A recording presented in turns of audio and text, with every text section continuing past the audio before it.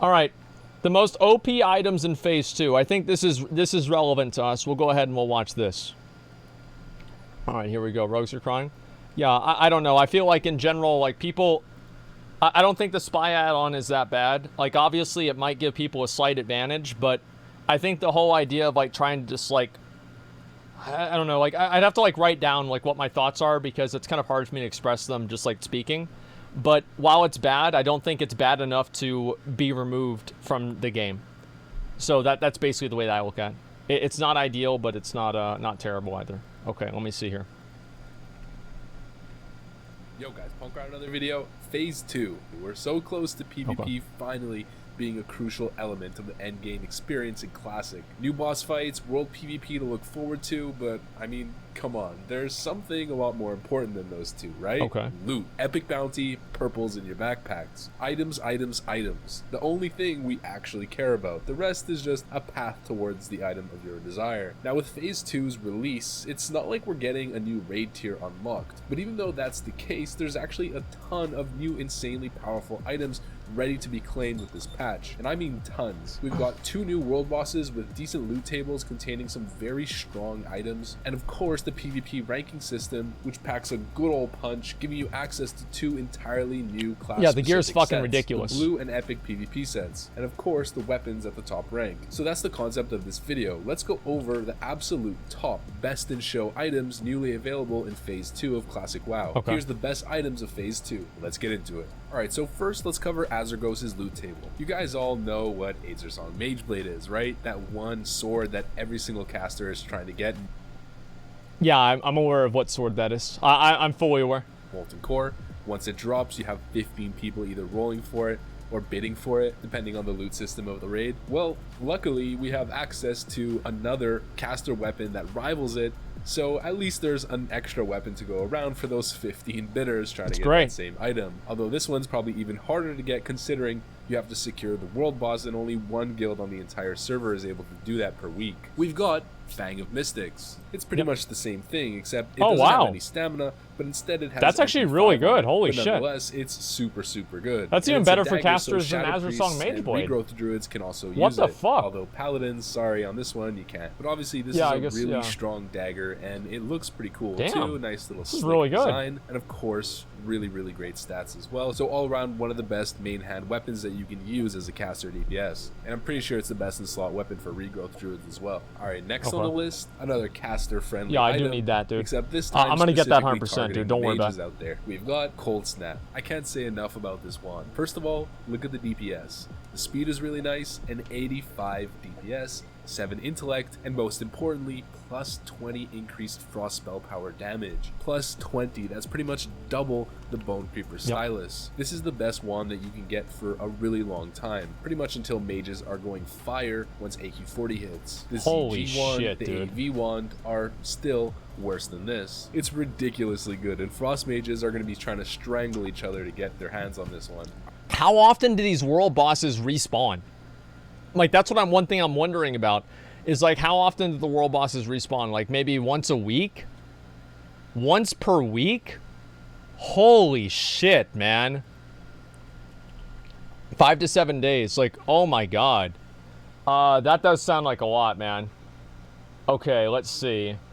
That might be a little bit too much, man. 5 to 7 days. So, how does anybody end up even killing these mobs? Like, I mean, is there any way that you can even plan on being able to do this at all? I feel like it's basically fucking impossible. Yeah, I don't get it at all. You wipe each out, you wipe each other until someone gets the tag? It's basically impossible for a casual guild. You park your alts on there. You can't on... Yeah, I feel like how are you going to be able to do a world boss on stream? That's going to be almost impossible, man. Like, that'd be ridiculous. 20 alt ready for Kha'Zix during real vanilla? Yeah, I guess so. That's fucking crazy. Okay, let's see here.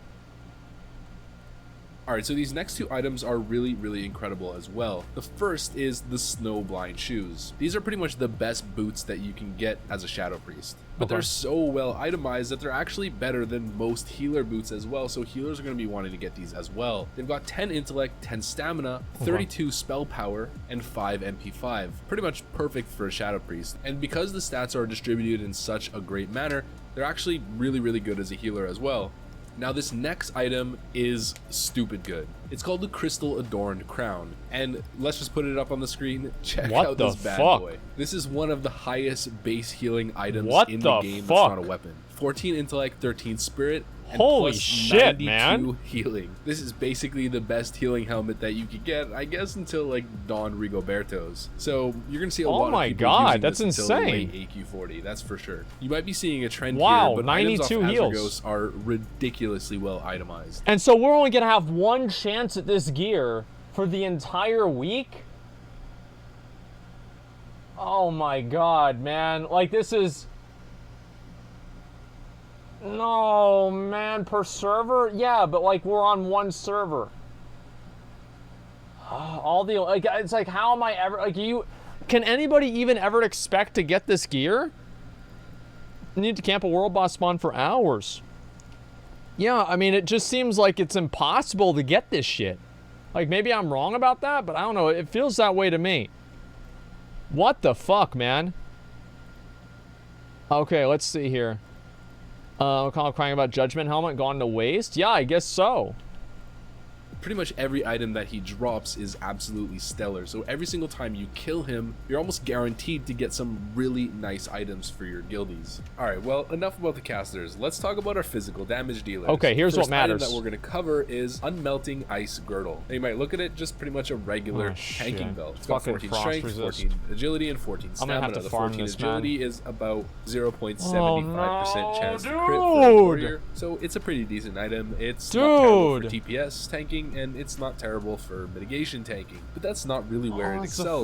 The whole point is to have frost resistance. Yes. Now, right now, you might think, who the hell needs frost resistance? But come Naxxramas, when you're trying to get to Kel'Thuzad, you have to go through Saffron. Shit, and Saffron, man. You need the entire raid to be decked out with almost 200 frost resist. So obviously, top of the line guild. Is there any other fucking frost resist belt that I could get in the game that I have to expect this? Oh, let me see. Alchemy, blacksmithing, let's see, armor, belt.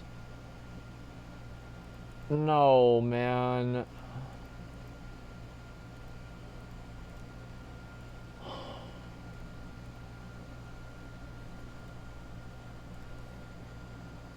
Leather belt and Skolo?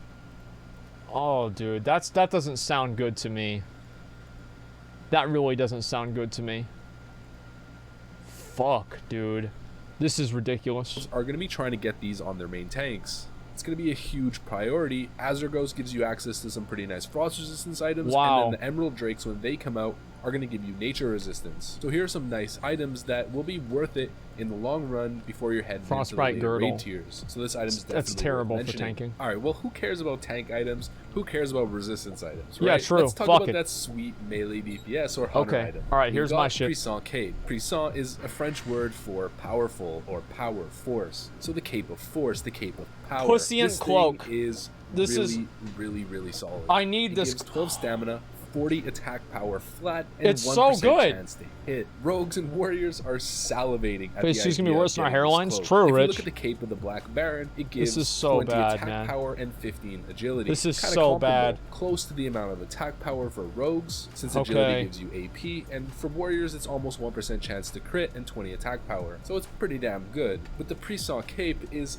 much better, dwarfing the AP that you get, and on top of that giving you a chance to hit, which is the most important thing on a dual wield melee DPS. And if we compare it to Cloak of Firemaw, which gives 50 attack power flat, you're trading 10 attack power for 1% chance to hit. I'd say for rogues and Fury warriors, definitely a worthy trade-off. So I don't really have to say too much about this thing. If you get it, you're probably gonna hold onto it till AQ40 or Nax. Definitely. Dude, like, this cloak is like better than any, like, it's better. Is there anything in BWL that can even compare to this?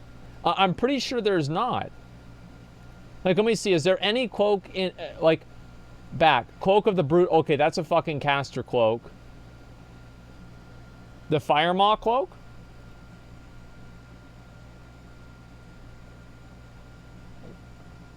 $50 AP.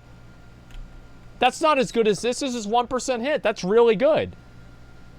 We've got Priest Cape, one of the best cloaks in the entire game. Alright, so those Okay. are definitely the best items that you can get off Azargos. Now let's talk about Lord Kha'Zix.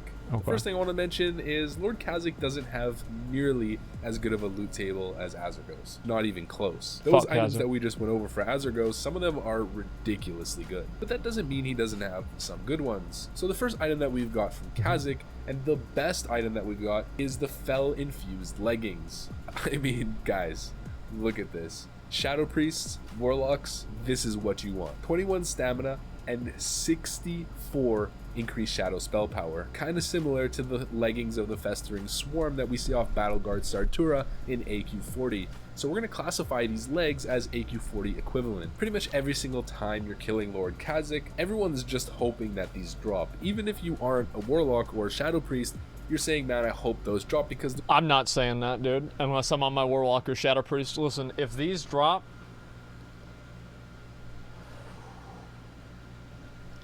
I think we're going to have a Shameless Kha'Zix. I'm just saying, I think we're going to have a Shameless Kha'Zix. Because if we don't... I mean, what else could I possibly... Never run it on your warrior. Yeah, good luck killing Kha'Zix. Yeah. Well, no, it's like what I do is they don't know it's a Shameless Kha'Zix till we kill the boss. And I just make a raid. I'm like, yo, y'all want to kill Kha'Zix? And they're like, yeah, sure. And I'm like, cool, let's go. And you kill the boss. And then it's like, hey, does anybody want these? No? Oh, wow, surprise. I didn't invite any Warlocks or Shadow Priests into the group. I guess they're mine now. You know, that's the way it works. It's that easy. They're just so above and beyond every other item that drops off Kha'Zix that if they don't drop, it's disappointing. Okay, so the next one off Kha'Zix is called Blacklight Bracer, and it's a cloth wrist guard that has 13 intellect, 11 stamina, and 8 spirit with 1% chance to spell crit. So bracers with spell crit are pretty much unheard of, or even spell hit. There's only a couple in the game, and they're very highly sought after. There's the spell hit bracers from Blackwing Lair, and there's the crit bracers, which are best in slot for pretty much everyone, at least once you hit your hit cap, from Naxxramas. But until then, these are what you get. So as a fire mage, or even as a frost mage, although I'm not sure you'd be prioritizing critical strike over spell power as a frost mage, these are pretty interesting. And of course, as a paladin, paladins definitely love these as well. They're not necessarily the greatest. If they had spell power on top of the spell crit, they'd be absolutely ridiculous, but they're interesting. Some of the only bracers with crit on them, and definitely worth mentioning. Alright, so this next item that's pretty average again, but definitely worth mentioning, especially for PvP, we've got Flayed Doomguard Belt. Well, the reason why it's kind of average is because it's leather, and we all know elemental shamans and boomkins are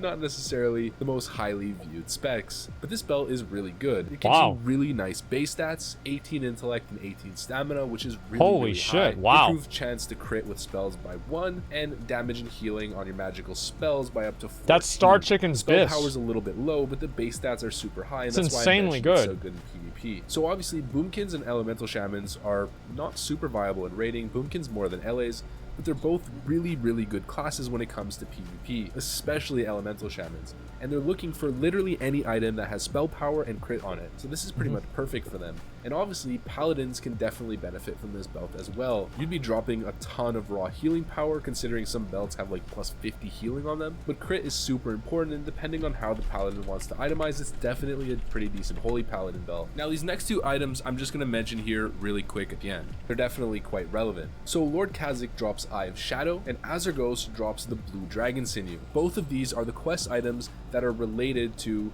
the Rockdalar, Lockdalar, Benediction, and Anathema. Who gives a fuck about that? We're gonna be able to get those items anyway. Who cares? Like, we already have both of these in the game. If you don't have an Eye of Shadow and you have your fucking the thing from the boss in the Eye of Divinity, you are lazy. You know what you do? The first thing you do, if you get the Eye of Shadow, you say, listen, bro, like, I'm calling in all the favors right now, man. Come help me get the Eye of Shadow. Or if you want to get the Mature Dragon Sinew, you go over to Winter Spring and you get that shit done, man. You have to do it. Like, that's the secret. Wait, that's not even a secret. Like, if you're in a raiding guild, if you're in a group of people, and your guild won't help you farm out an Eye of Shadow, at least a few people in the group won't help you farm out an Eye of Shadow, leave that fucking guild. Just leave the guild. Because, I mean, like, they don't give a fuck about you. And it's like, that's, yeah, just leave the guild. Or farm the gold and buy it. Yeah, one way or another. I mean, if guilds, like, you can join Olympus. Like, we farmed out probably 20 Eyes of Shadow for all the priests in our guild at the beginning of the game. Like, every guild should be doing this. Quest lines out of Molten Core. So right now, you'd have to farm elites. Yeah, we farmed a lot of these. Or maybe even less than 1% chance to drop to get the blue sinew or get the Eye of Shadow. But with these world bosses, you pretty much get a guaranteed drop. By the way, if you guys want to come to this, come help me level, message me, INV. And the Eye of Shadow is used for Anathema and you can come over here. So it's definitely relevant, and I thought I'd mention it here at the end. Yeah. But don't worry, it's not the end of the whole video, just the end of the world boss loot tables. You didn't think I was going to end this video without talking about the PvP rewards, did you? Yeah, this is obviously, these are some of the best items that are coming. If not, no, they are the best items that are coming to phase 2 right now. I'm not going to go over every single reward that you can get because there's just so many of them, and if I went through every single one, this video would be like 25 minutes long, so I'll just focus on some of the best ones available. The first thing that we need to talk about is obviously the Grand Marshal weapons, specifically the melee ones. So for the most part, when it comes to ranking up to rank 14, there's a bit of a cabal, a bit of a mafia in a sense, where all of the top premates people are basically kind of coordinating with each other and choosing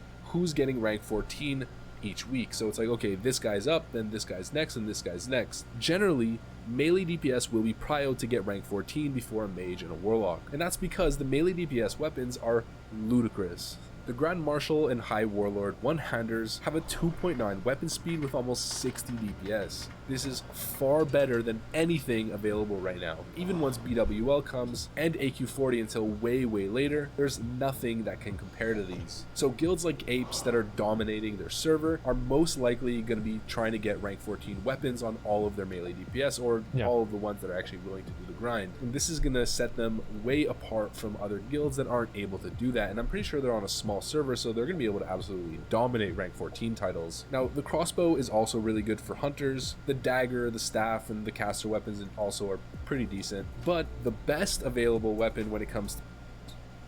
Yeah, I mean, if I could get the sword, it would be great, but I'm sorry, it's probably not gonna happen, man.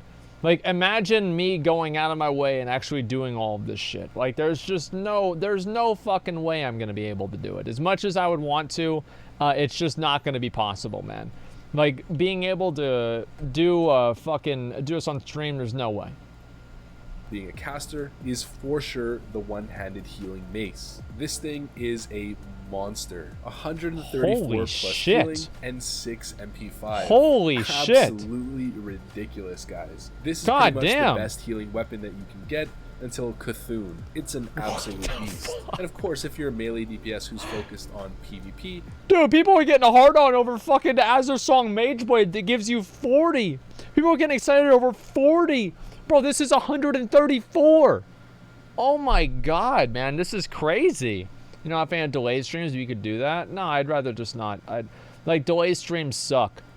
We've got the two-handed claymore, the axe, 3.8 speed, almost 80 DPS, 41 stamina, 1% chance to crit, perfect for PvP, and obviously 26 strength as well. Perfect for PvP. Now when it comes to the actual class-specific sets, the Field Marshal ones are incredible, or the Warlord ones if you're on Horde, but we're not going to go over every single one. Let's just go over the specific ones that are ridiculously good, specific item slots. The first one that I want to mention are the Warrior shoulder pads. So right now, you've got True Strike shoulders. These are the second best slot in the game, I think. There's no nice plate shoulders that'll give you pretty much everything you need. The only reason this is actually a really good item is the fact that it looks cool. Like, people need to remember that. I think so many people forget how important it is to look cool. And it's like nobody understands that anymore in the game. Like, nobody gets it. They don't have any idea. You're gonna farm on or off stream? No. Like, I don't have time for that. Fuck no. How am I gonna have any time to do that? If somebody else wants to message me INV for an invite, please message me INV for an invite. We're trying to get as many people here as we can. speed, strength, agility, stamina, and increased hit or crit. But the Field Marshal ones are definitely you don't there. look good, you They're can't play good. very similar to the tier 2.5 Conqueror, with 18 strength, 16 agility, which is almost 1% chance to crit. Yeah, I mean, this Warrior, is 23 ridiculous. stamina and 1% chance to hit. These shoulders are absolutely incredible. They're fucking Far beyond ridiculous. anything that you can get The legs until are really good 1840. too. The next item that I definitely want to put a highlight on is pretty much the entire Rogue set. The Rogue set is disgusting, guys. I'm just gonna put it up here on the screen.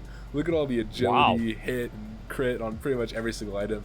It's perfectly itemized. And next, we've got the Hunter set. Most of it is great, but the one item that I want to put emphasis on are the gloves. We've got the Marshal's Chain Grips. And if you look at the equip outside of all of the stats, it says increases the damage done by your multi-shot by 4%. So you have an item that increases the damage of your multi-shot by a percentage-based value. That's super insane. And these are pretty much the best gloves. That is really good. What the fuck? For PvP and PvE in the entire game. It's kind of like how every single hunter right now is absolutely gunning for 8 of 8. So somebody says item level says 74, but isn't 60 the max level? But how does it work different? No, the item level is the budget of the amount of stats that's on the item.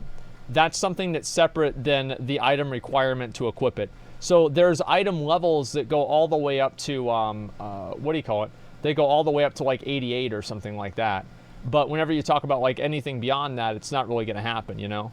And that's really the point that I'm making. Isn't phase 2 tomorrow? No, it's unfortunately not tomorrow. It's not tomorrow, unfortunately, guys. Let's see here. Burning Crusade item. 92 is in Nax is the highest, I think. I think so too. 8 tier 1. Let's see here. And that's because of that 8-piece set bonus that gives them 15% increased multi-shot damage. Well, this is one piece that gives you 4%. Really, really solid, and everybody wants this. Now, the next thing that I want to mention is the entire Rep Paladin set. So you might notice there's pretty much no Rep Paladin gear out there. There's only Warrior gear. It doesn't have any intellect, and obviously Paladins, Rep Paladins specifically, are mana starved constantly. There's no spell power. A lot of Rep Paladin damage is based on spell power, and then physical crit on top of those other stats that I just mentioned. Well, the Field Marshal set, and even the blue set, so the Knight set we'll call it, or the Knight Lieutenant set, is perfect for Rep Paladins. Now is where Rep Paladins get pissed. So if you're out there on your server, you're a Rep Paladin, you've just got Hand of Rag. If you get the blue set, the Knight Lieutenant set, Dragon, or the you know? Field Marshal set, you are going to be an absolute force to be reckoned with in PvP. And I'd recommend for any Paladin out there who takes Ret seriously, at least get that blue set. Obviously, the Field Marshal one is way more difficult to obtain, but get that blue set. It's tier 2.5 is really good too. So tier 2.5 for Rep Paladins. So like for like Warriors and Rets, for example, most of the other tier sets are designed pretty much exclusively to be DPS sets, or sorry, tanking sets or healing sets. But tier 2.5 has a lot of strength on it and has things on it that actually make it better for Ret, you know? I mean, obviously it doesn't make Ret good, but it makes it a lot better than it is. Alright, now when it comes to the blue sets, I don't want to go in too much detail talking about them because this video is going to take forever. But let's just highlight 2 specific items that really pop. And also keep in mind that pretty much all the blue sets are quite good. We're talking about the Mage and Warlock shoulder pads. There are no shoulder pads in the entire game until Rime Covered Mantle, which is highly sought after and highly rare, of Gluth and Naxxramas that give you spell power and crit. Mage tier 3 I believe only gives you 36 spell power. Mage tier 2.5 gives you spell penetration and spell power. And Warlock tier 2.5 is probably better considering Warlocks need hit. It gives spell power and hit, which is much better than the Mage alternative. But the Lieutenant Commander shoulder pads for Mages and Warlocks give you spell power and 1% chance to crit. Now you might think the spell power is a little bit low, but if you combine it with one other item, the Mage for example, where you get the boots, which have spell power and hit, you get the 2-piece set bonus, which is plus 23 spell power. That puts each item to above 20 SP, plus 1 crit, plus 1 hit. This is the best way to itemize on a Warlock and Mage specifically until Nax. So if you're tryharding on a Mage, you don't even necessarily need to hit Field Marshal. Just getting the blue set is all you need. 2-piece blue set or the 2 specific piece blue set. I don't know if I want to equip a blue set though, 10. man. That's the thing. I'm just item that we're gonna cover. I don't know if I want to deal with the that. Warrior helmet is kind of like a ghetto version of the Lionheart helm. It gives strength, stamina, 1 hit, 1 just crit. Get the Lionheart helm. It's easy. Yeah, just get the Lionheart helm. Don't feel like getting Lionheart helm because you're super lazy. Although get Lionheart helm. Don't be a fool. This is a good alternative, and obviously it's great in PvP considering the fact that it is stamina. And honestly, I would also use this in my tanking set, or at least my TPS tanking set. Really strong base stats with the strength and stamina, crit, and hit. This is a stellar helmet to use, especially for dual wield or fury tanking. So there it is, friends, some truly epic Holy rewards, shit, and dude. I mean really stellar items, right? I'm Yeah, sure they these didn't items are disappoint. ridiculously These new items fucking give you good. something to chase after, something to look forward to, I'm sure, especially the PvP rewards, since anyone can get them. Of course, the rank God 14 damn. weapons are a ridiculous grind, but the blue PvP set is quite viable for even your average gamer, and some of those sets are really top quality. So get out there, guys, get with your guild, battling in the open world to secure some world boss epics for the squad, or get out on the battlefield. I just like, throughout I the mean, week I to guess climb it's through because the we're on ranks a and really unlock big server, access you to the know? Knight's quarters for your awesome PvP rewards. If you like this video and want to see more like it, make sure to leave a like, comment, subscribe, of course, you know the drill, soldiers. Make sure to hit the notification bell to be notified every single time I post a new video straight out of the render oven. And with that said, thanks for watching, and I'll see you on the next one. Peace. Okay. I think this is a good video. I agree with a lot of the things that he's saying in the video, like especially with the gear. Like this Warlock gear is fucking ridiculous. Like I didn't even know that at all. That is crazy. Asmon's a shadow for himself in terms of dedication. Well, no, I'm not really a shadow or anything like that. It's more that my focus on like my dedication is more to my stream. I wake up at 7 or 8 in the morning every single day to stream. I'm dedicated to my stream. I can't live my life trying to be dedicated to achieving items that I already had in a game 15 years ago, right? It's just not, it's just, it doesn't, like, of course you're not going to do that. Like, no,